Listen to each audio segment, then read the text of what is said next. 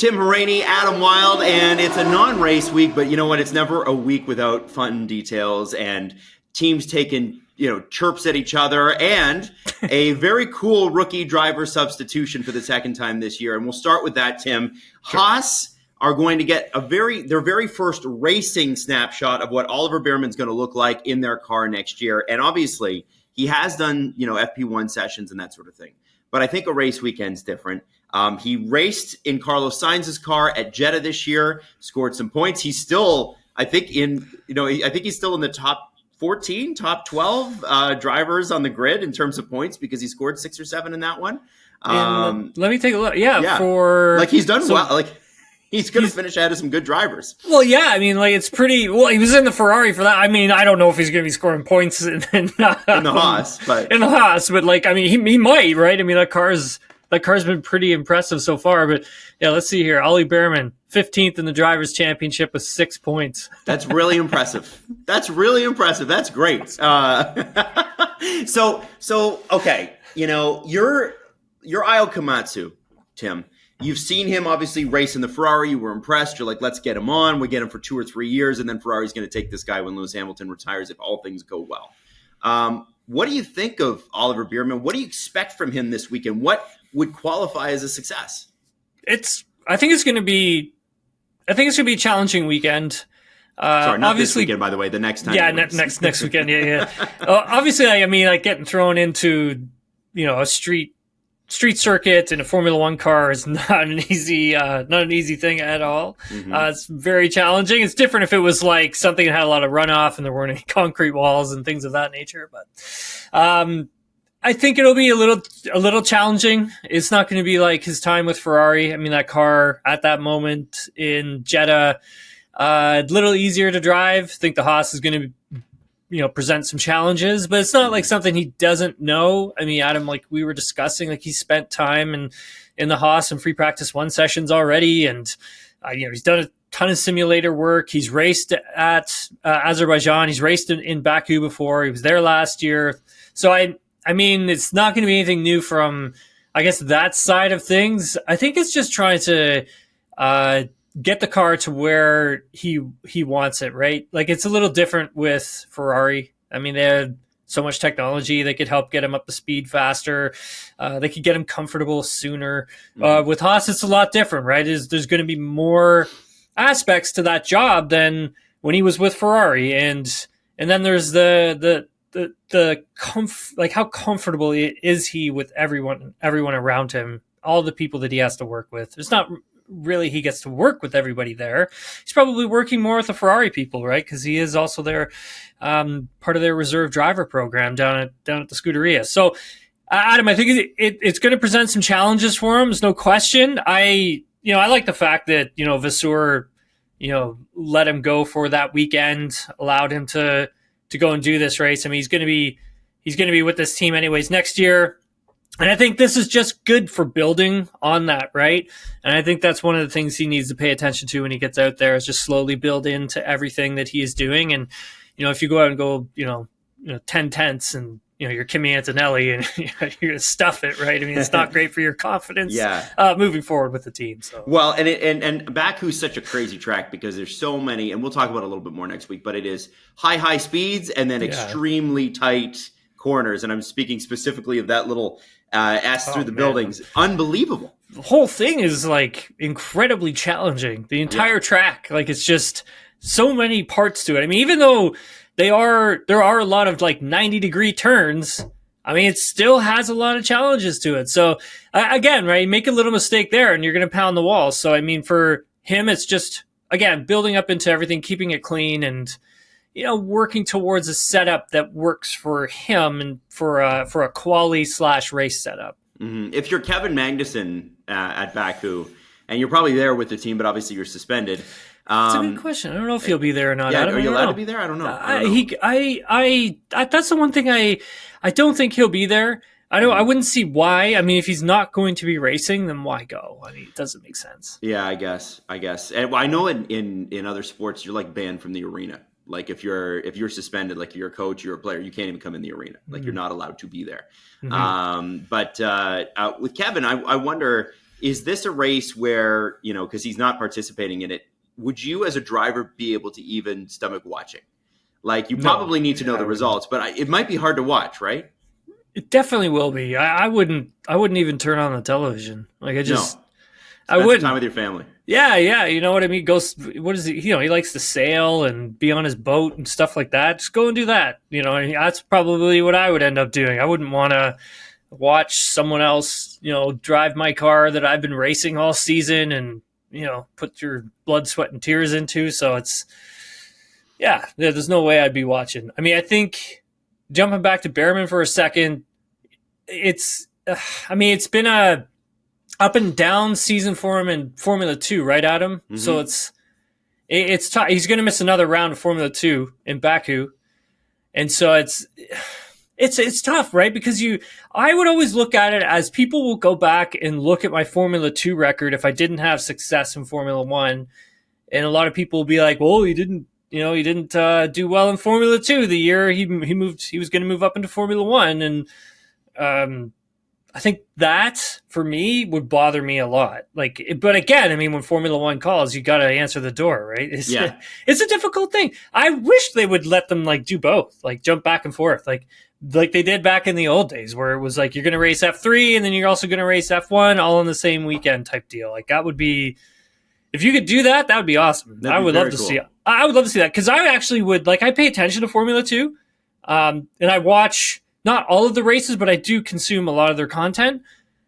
I would watch every session from Formula 2 if we had some F1 drivers who were parachuted into an F1 car and then they had to go back to an F2 car. And I'd love to see how that affects their Formula 2 weekend and how that affects their Formula 1 weekend, because the two cars are different. They're different speeds. You're doing things differently. And so that has to change. And the dynamic for the driver has to change as well. And it's interesting to see, sometimes you jump into something that's so fast and then you take a step back and you jump into something that's slower. You're actually faster in the slower stuff because you're so used to such high speed that you get into the slower stuff and you're like, oh, this is nothing. Your head is so far ahead of the car that it's easier to take in the information. When Bearman filled in at Jeddah, you talked about on the show a little bit how he is so impressive because he was able to step into a car, and they were talking about charging the battery, and they're talking about some of the features of the F1 car that the F2 cars don't have. Can you run us through what the difference between driving those two is? Because I don't think people realize. People think that an F2 car, if you're an average fan, if you're a hardcore fan, okay, fine, you probably know everything. But if you're average fan, probably looks like, oh, it's just a slower F1 car. It's not at all. No, it's like drinking through a fire hose. There's so much information that's going on, and that's what made his race in Jeddah so impressive, Adam, is the fact that he's jumping into a car where, not only is the track extreme, you need some bravery going around that track at Jeddah, man. That's a crazy fast track. It's one of the scariest tracks on the calendar. Again, video game wise, I hate that track. It's great. It's if you're a driver, if you're a driver and you're in there, you got to love it, right? But at the same time, for Bearman, it's kind of you can't put a foot wrong, but you're also getting a ton of information from the team that you need to know and understand, and you need to memorize the steering wheel and switch things here or there, because sometimes it's as a driver, you're going to get into a situation, and if you're not understanding what they're telling you, you can blow up the engine. It's no problem, right? If you're not in the right settings, you can really do a lot of damage to the internals on a Formula 1 car. And so even just memorizing the steering wheel, I remember sitting down and talking to Daniel Ricciardo about this back in June. And I was discussing with him his steering wheel, and we did a whole piece on him and his steering wheel, and he brought the steering wheel out and everything. And I got to go through it, touch it, hold it, play with the flicks and switches that are on it. And Adam, the switches that are on there is just half of the stuff that's going through the steering wheel. The steering wheel is like a computer. Yes. There's even more information that you have to program into the steering wheel and hit buttons here, switch here. So, and you can't look down. Right. You can't take your eye. You can't just be like, oh, look, switch this down here. There's no time. You can't. You have to know exactly where everything is. How subtle is that hand input to turn something or flick something or touch something. Sometimes they have flicks behind the steering wheel that they can use that are pre-programmed for other things. And, your torque settings, and you do things differently for different corners, and you need to know like your differential, like where is the lock on it? How much lock do you need coming into a corner? Like I need 2 clicks this way, and you're getting information from an engineer. You got to make this setting here. And so it's just, there's so much, man, that are coming at these guys now. It's wild. It's wild. I was talking to a friend of mine who's obviously really embedded in Formula One right now. Okay. I can't say who it was, but we were having a conversation yesterday, and we were talking about the differences because somehow we started chatting about V10 engines and whatever. Of course. And I was like, it always comes back to that for you, Tim. Yeah, and I was like telling him, like, because we were talking about engines and like different regulations and stuff, and like we were just shooting the breeze. And I said to him, like, dude, like when, I was racing in the undercards or whatever, and the V10s came by, like they would shake the ground and everything. And we were talking about how efficient these engines are. And then all of a sudden we started talking about the drivers, and he's like, oh man, he's like, the drivers from back then, taking nothing away from them, but the level at which these drivers are at now, it's like, it's night and day. Like there's no comparison. Like those drivers back then, talented. These drivers now, it's like next level. Well, and it makes the Fernando Alonsos and Lewis Hamiltons of the world even more impressive, because they managed to every regulation change, every tire change, every engine, everything. They've been able to continue to be not just drivers in the sport, but great drivers in the sport and great personalities too. It's amazing. Yeah. So the next thing I think on the list, and it's been a really good week for some news. Aston Martin has been rumored to be one of the teams that were in for Adrian Newey for a while. I mean, it feels like it's been a year, but it hasn't. I mean, I think it's been 6 months. And initially, everybody was like Ferrari. I think McLaren probably had a conversation. I believe Mercedes probably had a conversation, but I think they're pretty happy with their technical crew, and I think McLaren is too.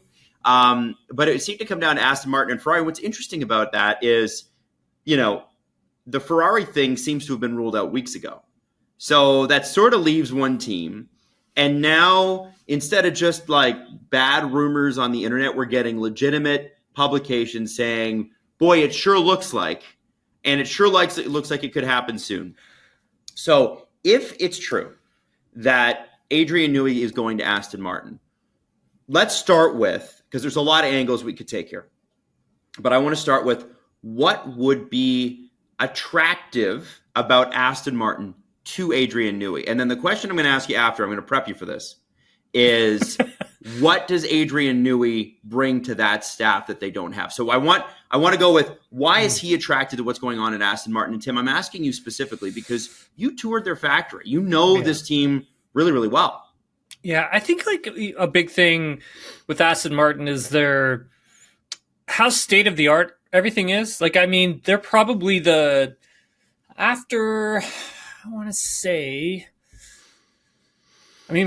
redone their facilities and stuff, and it looks immaculate, and the outside of it is immaculate.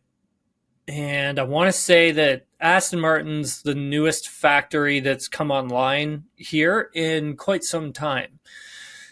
And what they've done internally is like state of the art. Like no one has a factory like this. Trust me when I tell you that. It's so unique. It's so like forward thinking, where it's like Aston Martin's like into the future with this factory. Like they're getting ready for things that don't exist yet. Exactly. Everybody else is like catching up. Like they've got like robot arms that help move things around the shop and like help put pieces of cars together that can then be picked up and moved into the wind tunnel, and like just crazy amount of tech. And then also the AI that they've developed like into the facility itself, like is next level. I mean, even the gym, Adam, is like spectacular. Everything that they have got there is incredible. One of the things Lawrence really wanted when we were like, okay, we're going to put a gym in, And they also have like a running track for people who want to go outside on their break and go for a run. And the track that they've built looks like the Silverstone circuit, and it's about a 1.5 kilometers in length. This track that they've built to run on just for employees to go for a jog. That's and then cool. and then the gym. I know I'm just talking about like physical fitness stuff and stuff, but like even the gym, like Lawrence was like, he's like, we're going to put a gym in here. It's going to be state of the art. It is state of the art. He's like, and we're going to have the biggest TV screens in it as well. And like the TV screens that are in the gym, Adam, are like, they're huge. Like they're massive. It is so friggin' cool. And then the factory itself, I mean, like I said, you know, the technology that they've put in there, the way that they have designed it for working as well, where it's, no one has an office, right? It is all like open concept. And what they want to encourage is breakout conversations. So when, instead of having an office where people would be shy to approach you or shy to go in, it's like everybody's just, you know, they've got their own little space. It looks quite comfortable. And you kind of just approach someone, start having a conversation about, I got this idea, or I woke up in the middle of the night and I drew this. And it's like, let's talk about this. And then you formulate your ideas and you bring them into like a strategy room with everybody else. So you're always thinking about Formula One and moving parts of the car forward and stuff like that. And so if I'm aerodynamicist, if I'm someone who is a car designer, that would be of interest to me. And then so would the technology that is in the factory as well. That would be of a lot of interest to me because you're working with newer things. And I know, you know, when you read Adrian Newey's book or you've spoken with him, he likes to have, you know, things a certain way when it comes to like still freehand drawing everything and all that, which is great. And if that works for him, that works for him. But yeah, Adam, I think that would be something that's of a lot of interest is just how high tech the factory is. That's very cool. And I think a guy, it's funny because Adrian Newey is not a guy that is, you know, he's not technological in that way. He still draws things, right? He still draws things and has people convert them to computers. But what does he bring to Aston Martin that they don't have? I think it would be a level of organization. And I don't mean that Aston Martin is unorganized. I mean that, you know, they have gone from being such a small team to a big team in a short amount of time. Yeah. And they've in half a decade from receivership to this. Yeah. And it's like, they're almost 800 employees. Like they've grown it by like 500 employees since, you know, Lawrence took over everything. And you know, you bring in Dan Fallows and you bring in Eric Blondin, like those guys are, you know, geniuses. But at the same time, I think that they're maybe doing too many things, right? Like you need a couple more people who are overseeing what they're doing or overseeing what their departments are doing. And so then you bring in Enrico Cardile, who is the big guy they got from Ferrari last month. And that was a big hire. That was kind of like, oh, wow, like, whoo, like you're getting that guy coming in. That's huge, right? So he's going to oversee some of that. He's going to take some of the work off the plate of Dan Fallows, Eric Blondin. And then if you're able to get an Adrian Newey type, you bring him in and he just oversees everything. He's like an umbrella that looks at like, which direction are we going? Are these departments talking to each other?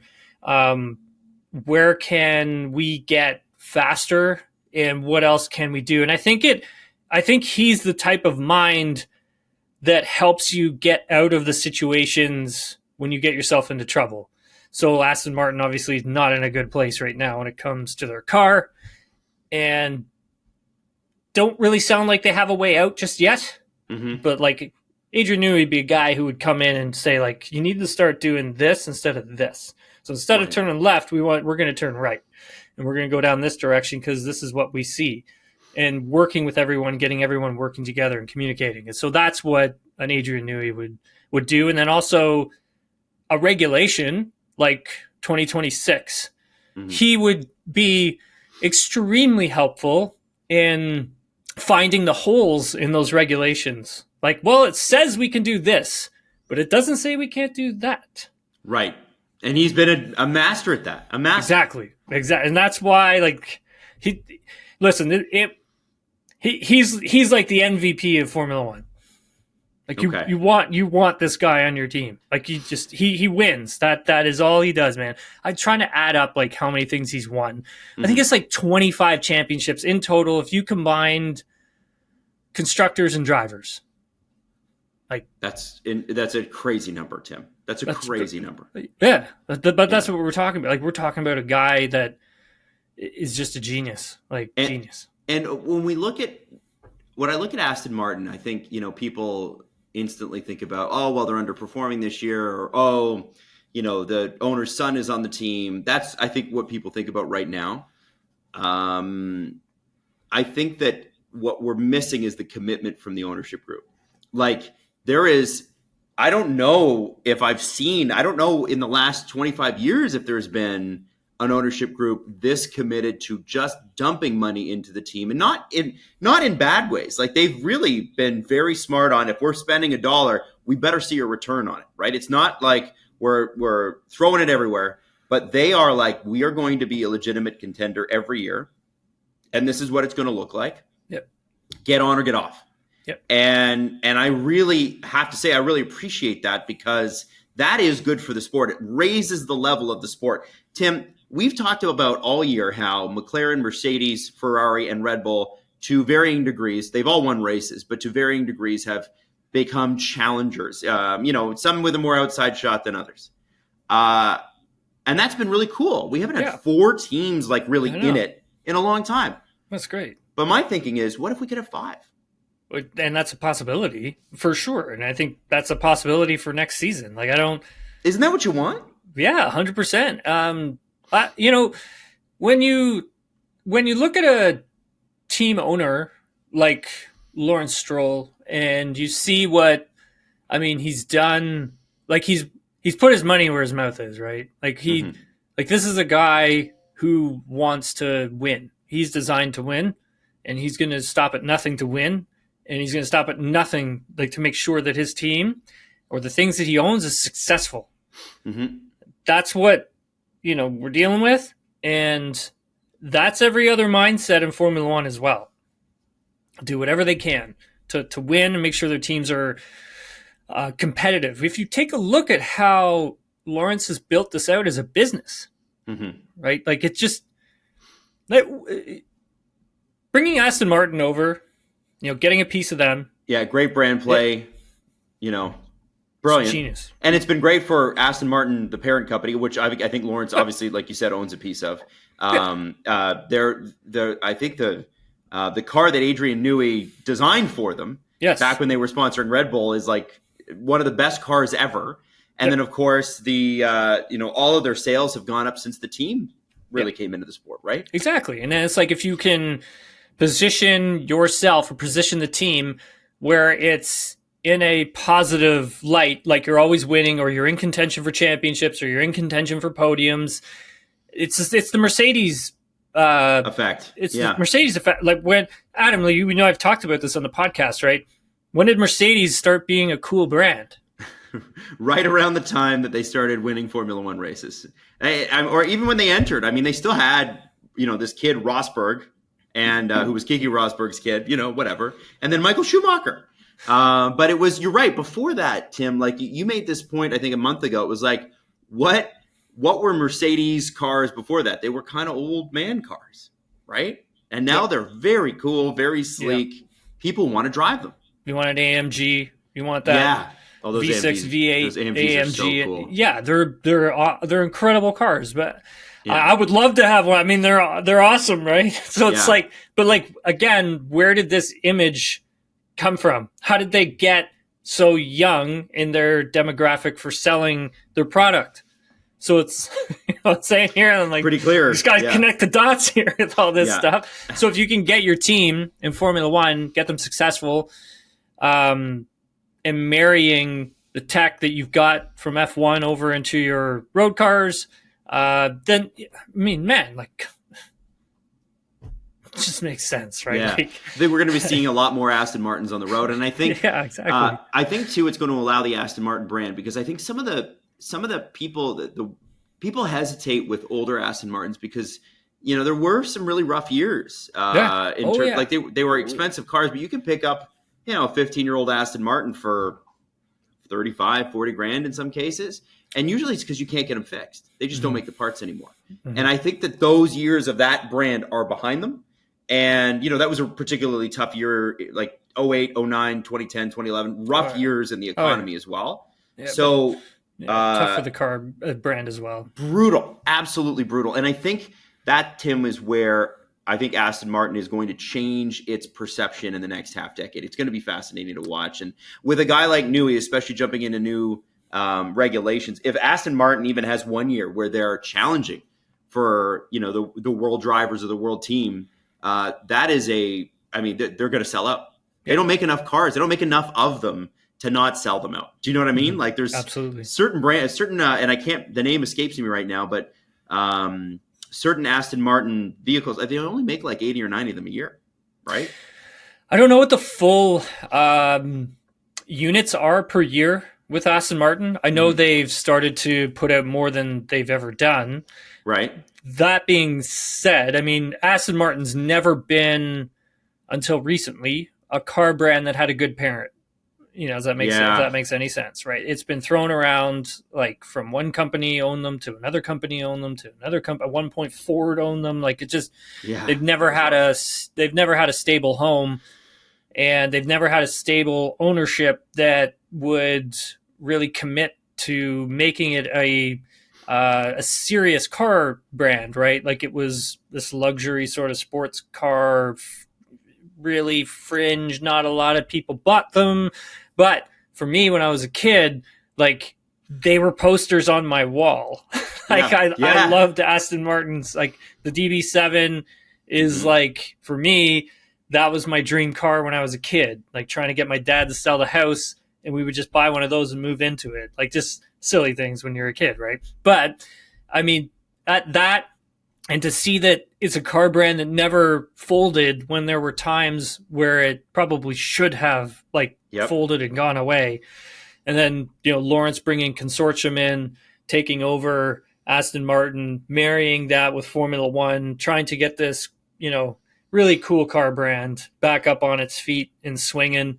I think it starts with your F1 program and then it bleeds over into your car making business. Yes, no question. That's the whole point of the marketing, right? That's why they do it. It's like why Red Bull does it. I was looking at my phone for a second because I have something prepped up for the next segment, but I'm going to start this piece first. Helmut Marko, Christian Horner, when they don't win, and this is a really smart play, I'm not criticizing them. I actually really enjoy this about Red Bull. They very publicly start going, the car that's beating us, there's something illegal on it. And what they always are able to do is prompt an investigation. Because if they're saying it, then the FIA goes, fine, we'll look at it. And it was ruled this week that despite what Marko and to a lesser extent Christian Horner were saying, the Flexi-wings that both Mercedes and McLaren are driving with are legal under the rules, and that it's probably time for Red Bull to start looking in that direction if they want to keep up. Tim, let's start with the aerodynamic part of this. It seems pretty obvious, but why is a flex wing such an advantage on the course? Yeah, I think if we start with just body work on a Formula One car, and then again for like the hardcores who listen, I just need to explain like all of this to those who are new to Formula One, because we do have a lot of new fans that have, listened to the show and they like what we talk about. So a Flexi-wing or piece of body work that's on an F1 car, if it's made of carbon fiber, and it's an element like a front wing, we'll use that. It needs to have some flex in it. Like things are going to flex. There is so much force and load being put on top of these cars, and the drivers, don't forget that, in braking zones, in accelerating, on straightaways, in corners, that you have to remember it's not like it's just a little bit of air being put on top of something. If you're going like 120 kilometers an hour and you take your hand and you put it at the window, chances are it's going to get pushed back until you put some force into it. If you put too much force into a piece of carbon fiber that's attached to two specific ends, chances of that breaking right off are very high. So there has to have some flex to it.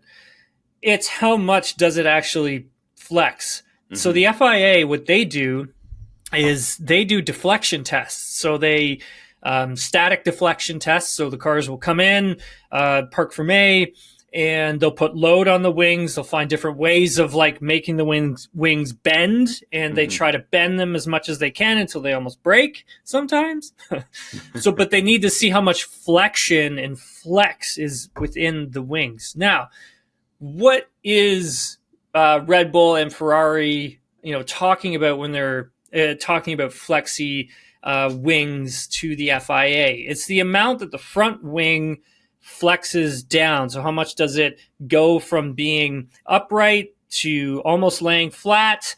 So bringing the wing closer to the road, closer to the pavement, that would be your flexing or your flexion of the front wing. So there are sensors as well as cameras that are positioned on the front wing. And the FIA uses these special cameras that we actually don't see that shoot out the side of the car to actually see how much flexion is in that front wing and how much it flexes down. And they can measure all of that.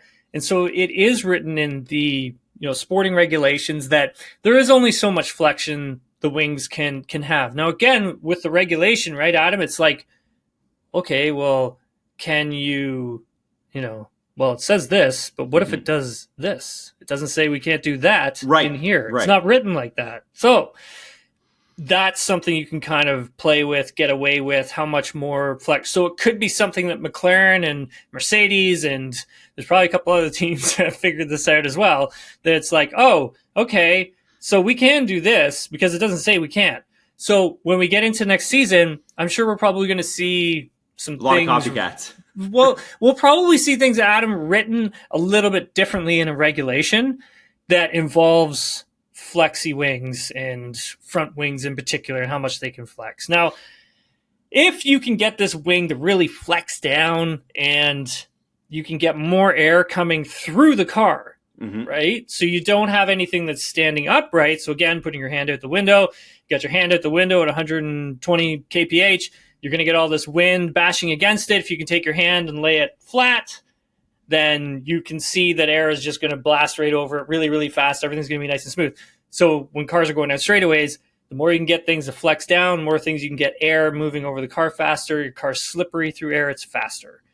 Okay, and the same thing applies in fast corners, braking zones, all that kind of stuff. And so the FIA has said, Adam, that McLaren's not doing anything wrong, and neither is Mercedes.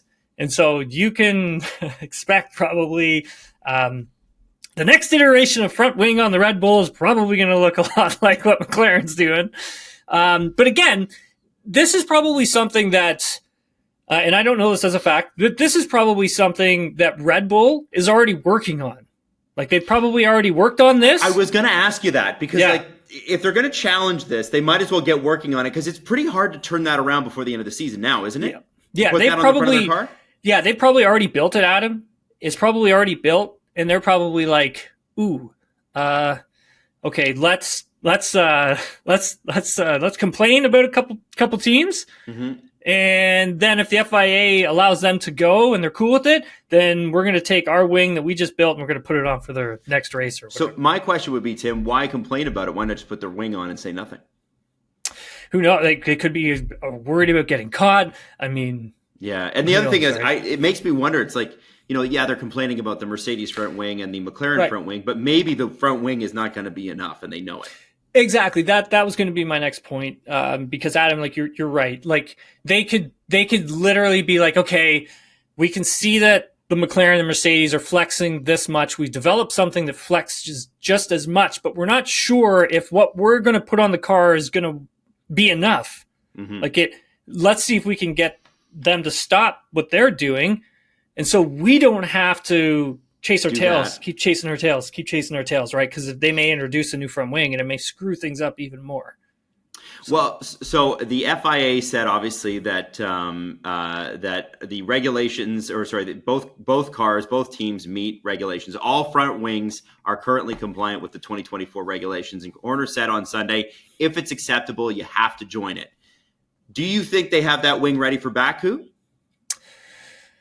Oh God, that's it. I'm thinking more like Austin. Like Okay. Which is a race course. Yeah, right? I remember we were talking about Red Bull's struggles last week. And I'd said to you, like, look, this is probably something they don't get sorted until Austin, because I know that they're working on stuff that will make an arrival in Austin. And so I'm thinking that everything arrives in Austin, and you get it all working together. That being said, I mean, McLaren is also working on some stuff too. Like, they have this new floor that they've got, but they don't feel too confident in putting it on the car just yet, because what they've noticed is that when teams have introduced new floors, new components, new parts of the car, they've taken a step back. They haven't gone forward. Yes. Yeah. And so McLaren's a little worried about... I would say Ferrari has kind of taken their step, right? But everybody else. Again, right? Remember in Imola with Ferrari, right? They threw the kitchen sink at it, and part of it was a new floor and diffuser, and they went backwards. And they've been trying to like catch up ever since, being like, oh God, what have we done? Same with Aston Martin, right? The same thing with them. RB did the same thing. They went backwards, and Mercedes is now kind of in this weird spot where the car is like really on an edge. They don't have that drivability factor that they had in, let's say, the 4 races before summer break. So this is what McLaren's fear is that this new floor that they've built, they're just not sure if it's mature enough to put it on the car just yet. So, even though like Red Bull will bring something and they're going to bring stuff and it may work and it may not, I mean, McLaren's still got a pretty big thing in their back pocket that at this moment they're still trying to figure out if it works. I mean, whoo! Look out. Yeah, it's a big one. So I'm curious to see how quickly Ferrari kind of adjust to this. Now, Tim, the next thing I want to ask you is, we have finished up the European leg completely of Formula One for this year. There will be no more races in Europe. Who led in points in European races this year? Ooh. Who's the top points-getting driver?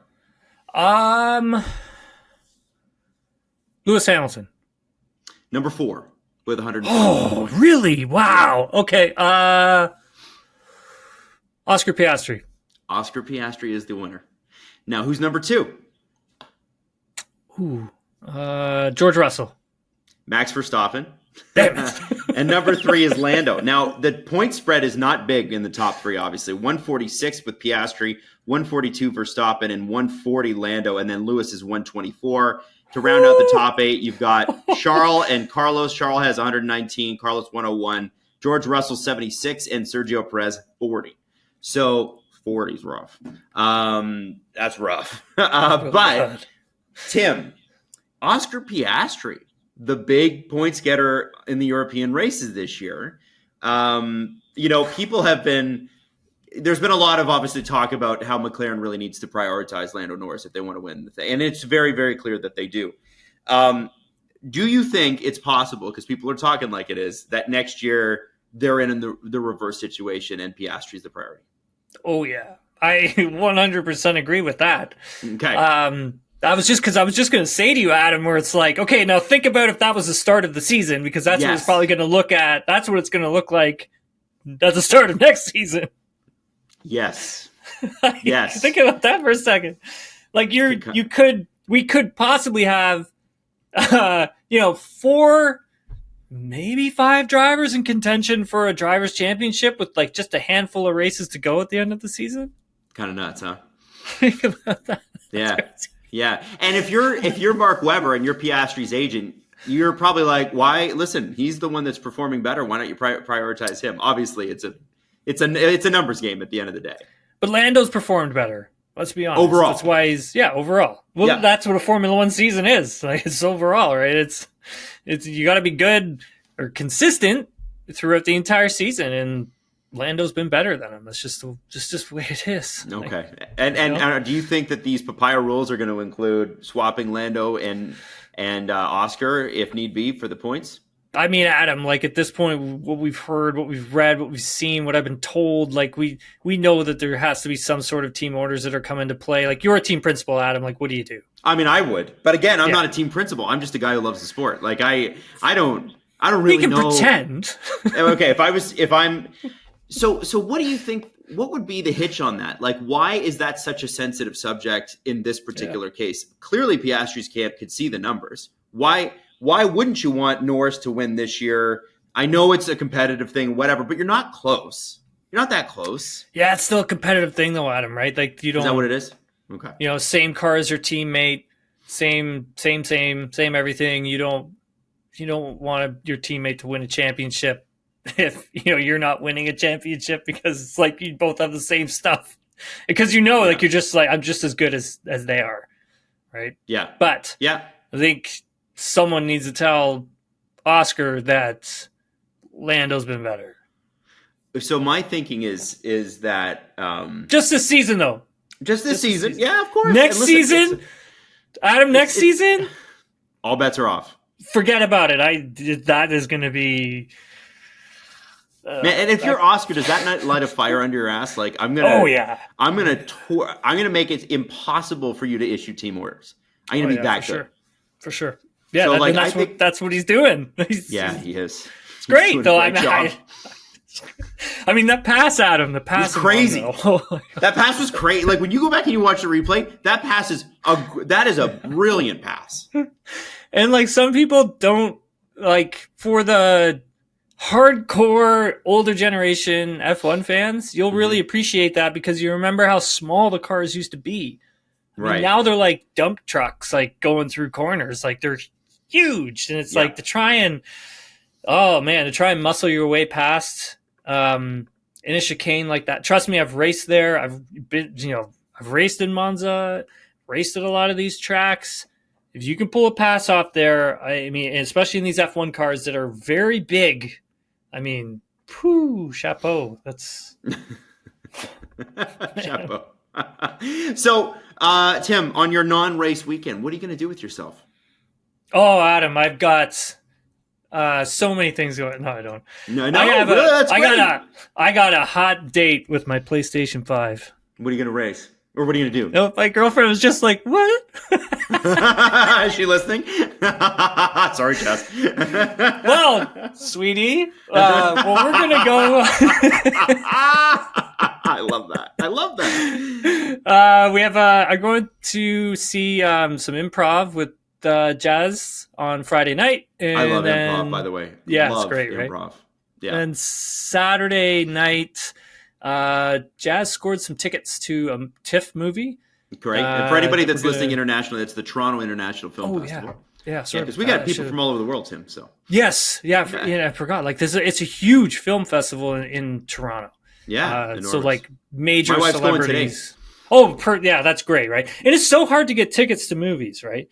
Oh, and so a show that Jazz worked on, she's got a bunch of friends who worked on that show who are taking part in this movie and stuff, and so it's a pretty big deal. It's down at one of the big theaters is showing it, so gonna do that. And Adam, have you ever heard of what's it called, Warhammer? Have you ever heard of yeah, 40K. Yeah. Okay, so I bought the game. It's getting great reviews. Yeah, I got like a so it's supposed to be released, I think, on the 9th of September. I got like a early access. I got early access to it, and like I was playing during the Thursday night. So while the Chiefs and Ravens game was on last night, I was playing. Like I had a little my little TV on my phone, so I could keep an eye on the NFL game, and had the 40K on. Oh my God, Adam, that game is incredible. Oh, I've heard it's amazing. It's so much fun. Oh. It's so much fun, dude. They're saying it could be like the best game of the year. It's ridiculously entertaining. I had to get up at 6:00 this morning. I could have played that until at least 4. Like I don't stay up late. Yeah. But I was that good that I just could have kept playing. Like it was just really so awesome. Yeah. Man, maybe I should invest because I was so disappointed in what I saw for Star Wars Outlaws. I just was like, because yeah. I was really going to buy. I was like, who cares? I'm buying the Jabba the Hutt mission. I'll spend my. I haven't bought a game all year, so I was like, what? I've been playing like Horizon Zero Dawn, which is one of my favorite games of all that's time. good. Yeah, it's good. Love that game. Just because I was like, I'm going to pick that back up. I played Fallout 4 a good chunk of the year as well. So I haven't really bought any new games, haven't needed to. But the Outlaws stuff, you know, it was disappointing because it felt like it was going to be like a really exciting, amazing game. And I really traditionally have loved Ubisoft games, Far Cry, Assassin's Creed, that sort of stuff. But it appears that they have decided that they're going to put out okay games. And I'm going to buy 1 or 2 games a year. I'm not buying okay. I want to buy a great game. So maybe this is the one to buy. Yeah, I mean, the thing with... So I think when did I start like taking a look at what Warhammer was? I would say, so when Henry Cavill got sacked as Superman and then Amazon Prime was like, we're going to let you make Warhammer 40K Amazon Prime show. And I'm like, oh, that's interesting. So I started researching what it is. I'm like, this is cool. And then I saw like they're making a video game. I'm like, a second one? They have a first one? I had to like go back, take a look at the first one. I'm like, this is incredible. And then you kind of like read about the lore and you kind of learn about the different characters and you learn about the backstory of everything. I'm like, whoever created the storylines, Adam, was really high when they did it. But let me tell you something. Those are the best storylines, Tim. I was just going to say that because it is awesome. And like, I don't want to ruin the game for people if they play games or whatever, if they're going to buy it, but do it. It's worth it. It's a lot of fun. You should get online and just stream it. Yeah, I'd love to see some Tim reactions. I don't think anybody would like want to pay to watch that. Trust me. Oh, they don't have to. It's free. But anyway. Okay, that too. Still. Well, pray for me. I'm taking. What are you doing? What are you doing? I'm taking a 5-year-old, my daughter, my niece who's 3, and then my nephew who is 10 months old, and the 2 families are going to the ROM for the dinosaur exhibit. Oh, and at the end of I'm excited for the dinosaur part. That's going to be cool. But at the end of the exhibit, there's always the effing gift shop. And I've already told my wife, like, no more stuffies. She's got like 30 of them. Because every Christmas people give them stuffies, whatever. I'm like, and she's like, we're not getting through there without buying or something. I'm like, we are absolutely getting through there without. So it's not Everly I'm worried about. It's Natalie. I'm like, Natalie, stop. You got to stop this. It's too many toys. Not a big enough bedroom. Okay. So pray for me on that one and pray for my wallet. You know they're never worth it. God. No, I mean, and that's the thing. Like, you're going to need to move all of her toys. Like, when she gets older, you're going to need to move all of those toys somewhere else. So then you're going to need to get storage somewhere else, or you're going to need to clear out another bedroom in your home or whatever. Just like, you should just charge her when she gets old enough, charge her rent. I won't be able to do that either, Tim, but it's a great idea. Won't be allowed. Didn't your parents ever be like, 18, you're out of the house. My mom charged me rent because I moved back in 2 or 3 times. Like one time I was like renovating a condo and moved back in and I paid her a little bit of rent, but she was never very good about collecting it. So I didn't it wasn't like crazy amounts, whatever. I think my wife would lose her mind if I charged Everly rent. She'd be like, are you absolutely out of your mind? And without her, maybe I would. But she would not have it, and so off we go. Anyway, Adam, good luck, brother. Thank you, sir. Much appreciated. I hope you have a great weekend, man. You too, buddy. We'll talk to you. See you Tuesday. See you, bye.